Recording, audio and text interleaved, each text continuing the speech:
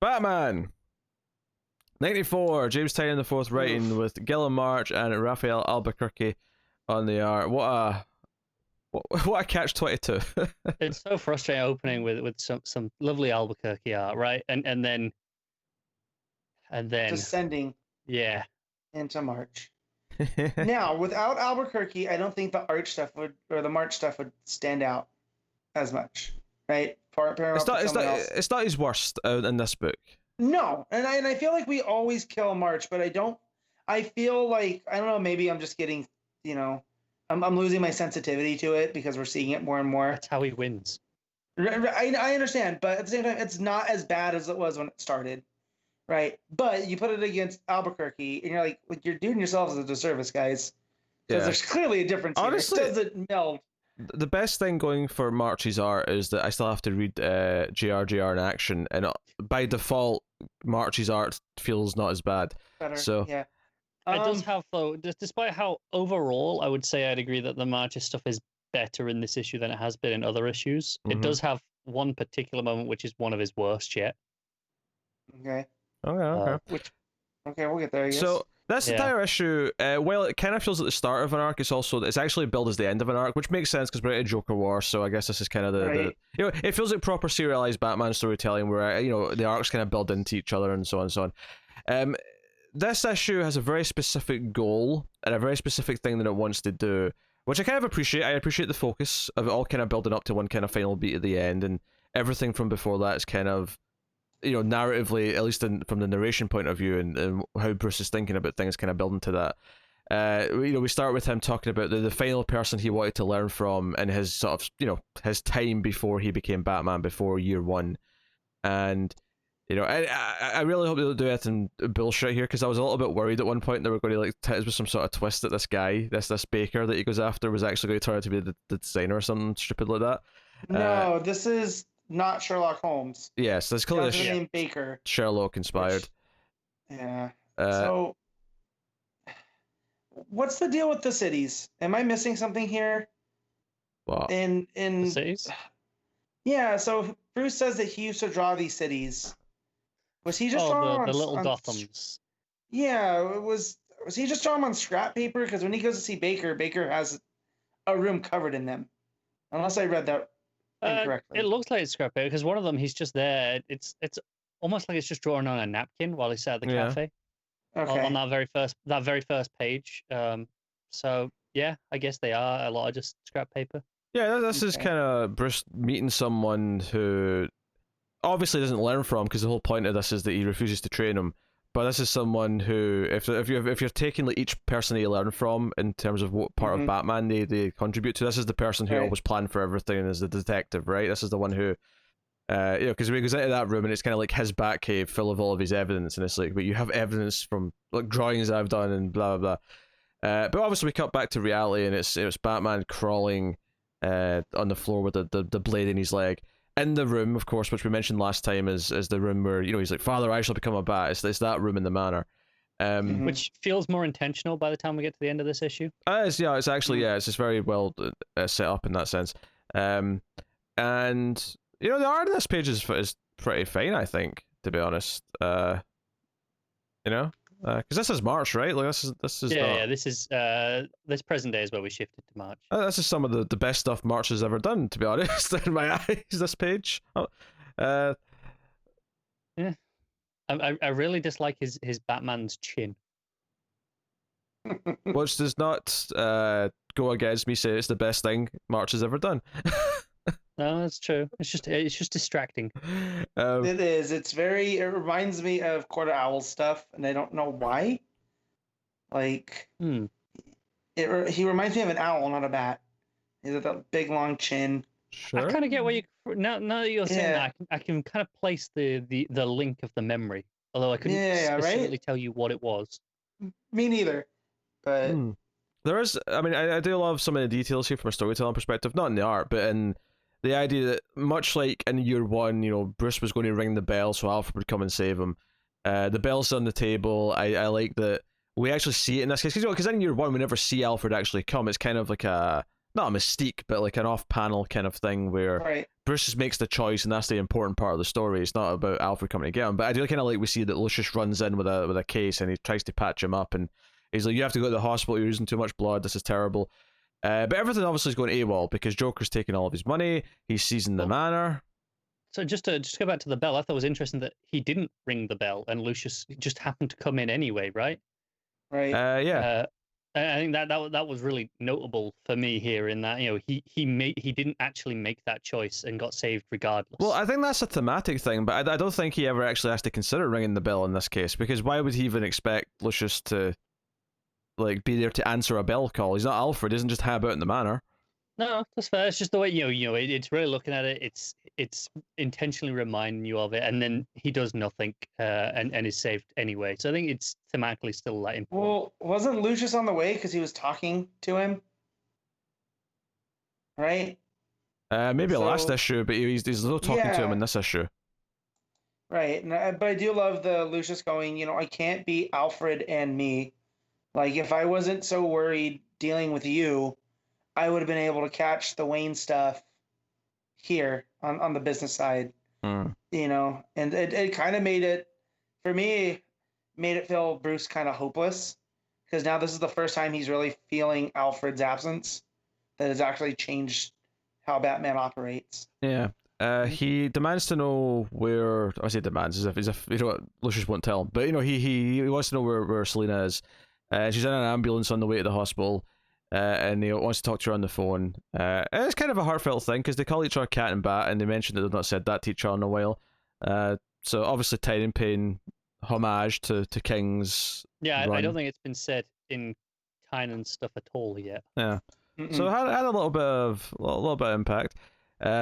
But so this issue kind of, as he starts to tell Selina here, is Batman realizing that he's kind of as he explains through his narration after this as well, this idea that he in trying to basically turn into what Alfred wanted him to be, by taking the drawings and being, because Alfred always said, this was your hope of a brighter future of a city, but in reality what Bruce was actually doing was he was just drawing the city of his nightmares that he was obsessed about, from the night his parents died. And basically by trying to be what Alfred wanted him to be, he kind of lost who he was instead, and that's kind of how everything's been able to one-up him here.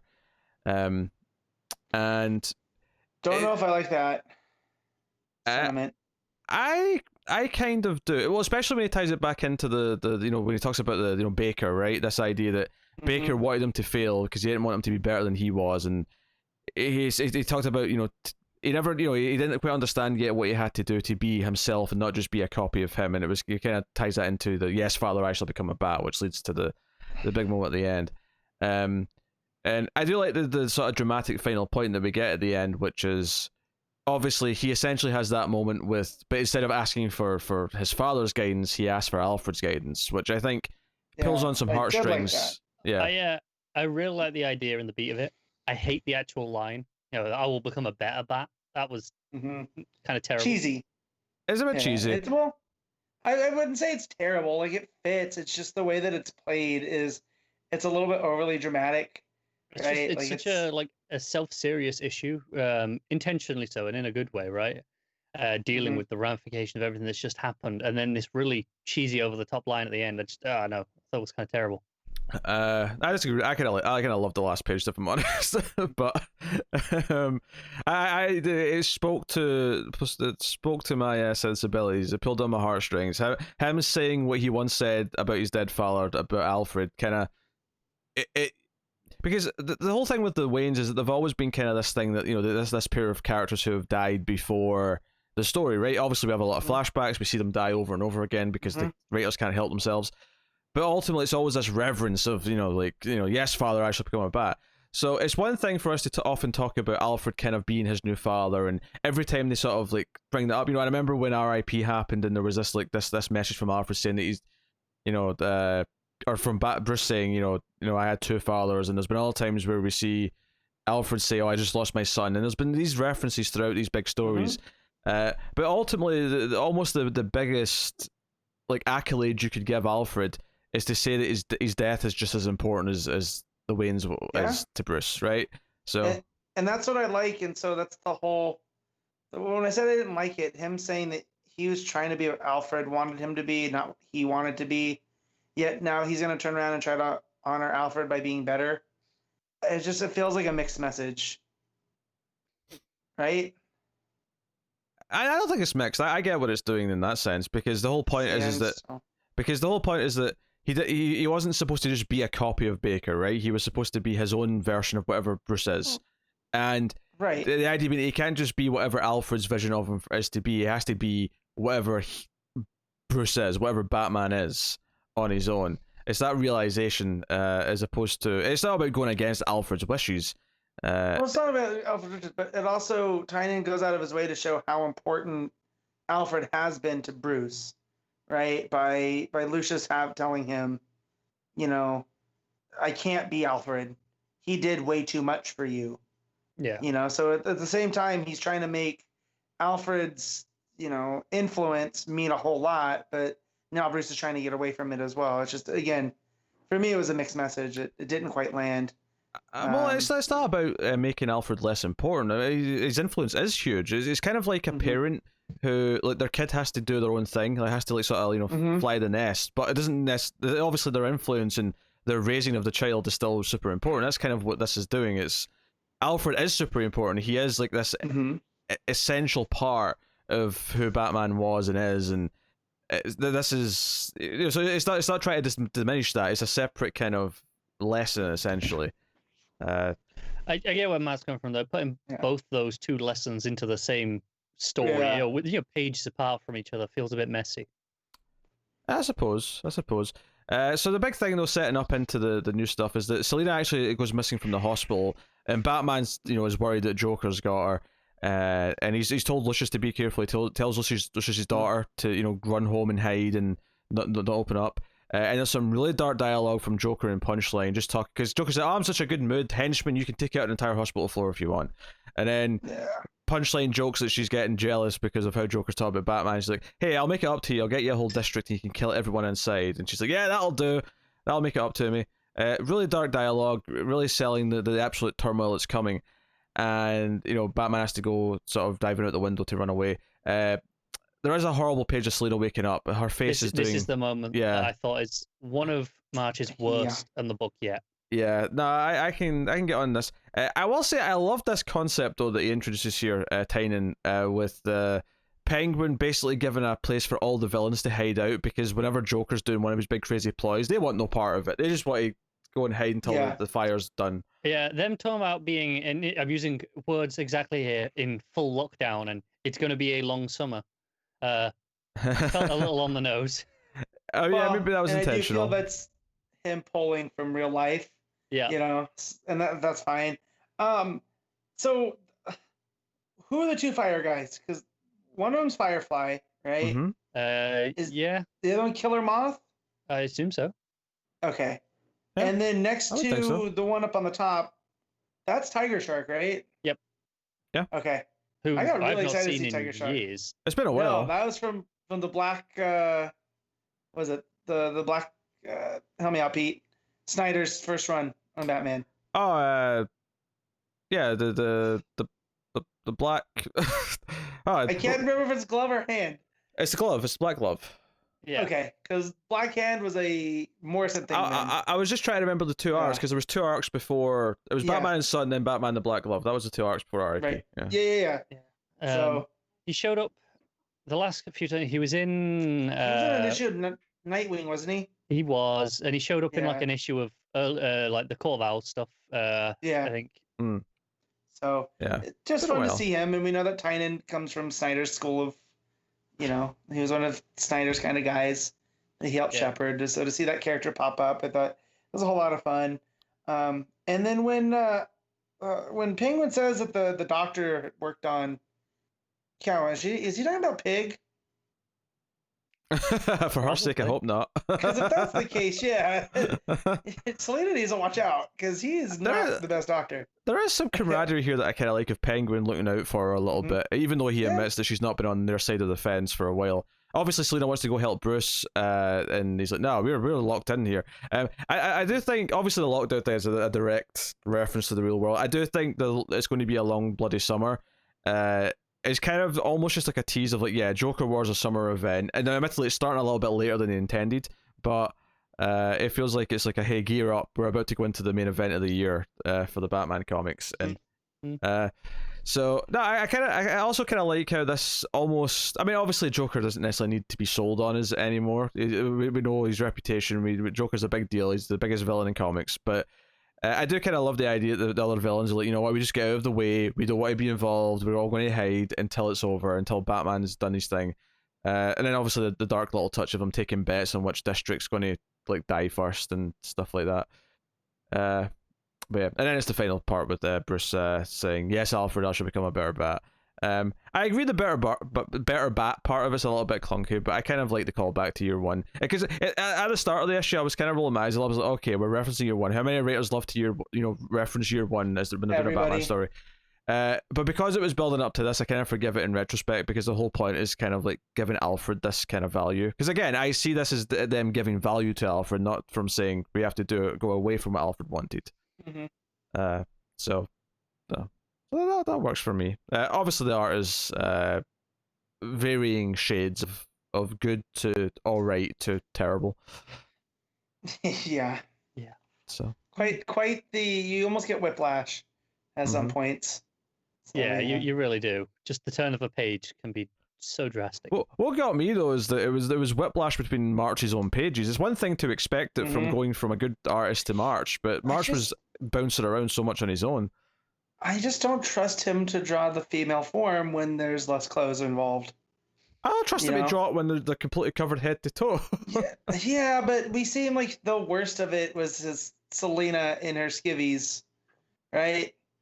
Like, yeah, what gets me though is that he's had a lot of problems with obviously the female body. I think what gets me about that Selena page though is that the worst part of it's not even the body; it's that her face, it's the weird eyes and the jaw. I think part of the problem comes, you feel like he spent so much time getting the front part of the body sorted. Because look at the face expression comes last. It's an afterthought. But even look at the shoulders. Look at the position that they're in. That to push her forward, that it just looks unnatural. Like the way her shoulder kind of goes into her arm and into the collarbone, it just looks wrong. And I'm like, spend a bit more time on those bits of the body, please, March.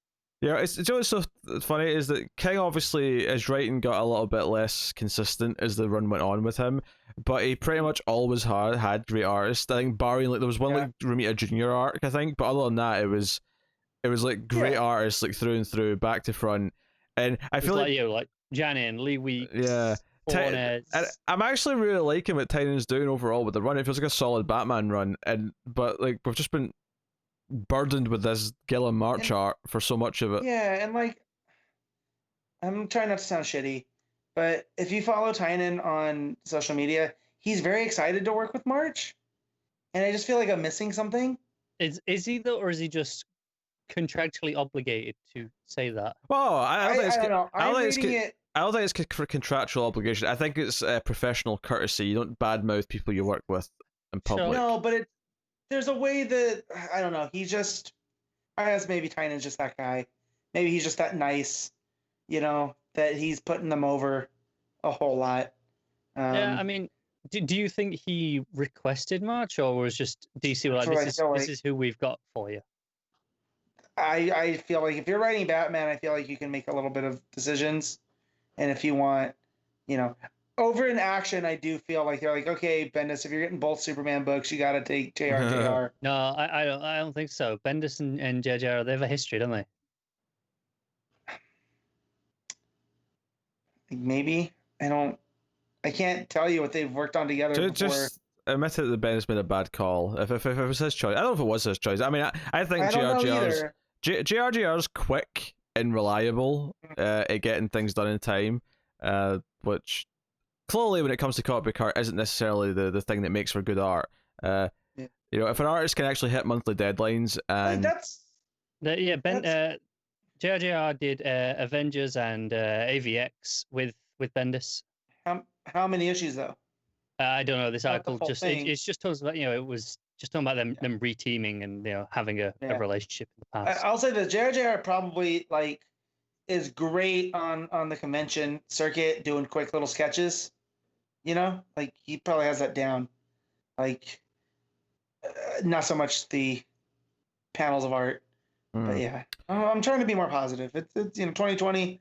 Trying to put positive stuff out there. Trying not to talk trash too much, but sometimes they make it hard.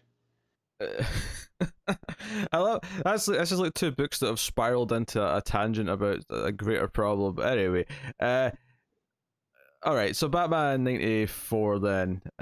So let's see how much Connor underscores it compared to everyone else. Matt, what are you giving it? I'm gonna go 7.5. Connor, I'm only going a little bit under. I think it's a solid 7. Okay, all right. I'm actually also going to give it a 7.5, even though I clearly was a bit more positive on it. I think that the bad art just, even though, like I said, some of the March's pages are actually the better than what he's been doing, it just drags it down enough. Like, on story alone, I'd have probably been like maybe version towards the 8.5 or something like that, but I have to take points off for the March art. I just have to.